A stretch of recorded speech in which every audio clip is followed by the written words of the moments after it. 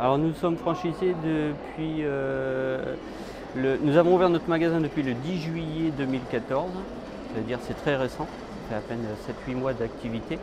Et la première fois où on a vu qu'on a voulu faire partie de la franchise, ça date du 17 septembre 2013. Donc en 10 mois de temps, nous avons acquis ce que nous voulions faire. Et mon parcours est que je suis un ancien militaire de carrière qui travaillait dans le 2A, 2B. Et après, je suis passé artisan. J'ai géré des équipes de 100 personnes. Et d'où la fonction de pourquoi on est venu à une franchise, parce que je voulais retrouver cette sensation d'être un patron. Et donc c'est pour ça qu'on a fait le saut avec mon épouse, puisque c'est une histoire, Noroto franchise pour nous c'est une histoire familiale.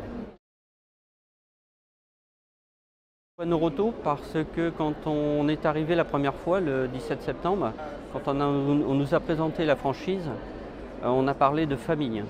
Et moi je viens d'une grande famille, c'est-à-dire l'armée, et je me suis senti tout de suite à l'aise. Et après, il s'est suivi tous les tests qu'on a pu avoir auprès de Noroto, les 13 étapes. Suite à ces 13 étapes, on a décidé de s'engager ouvertement chez Noroto. Pour ouvrir une franchise Noroto, avoir un petit peu de technique, le sens commercial, le sourire vis-à-vis des clients.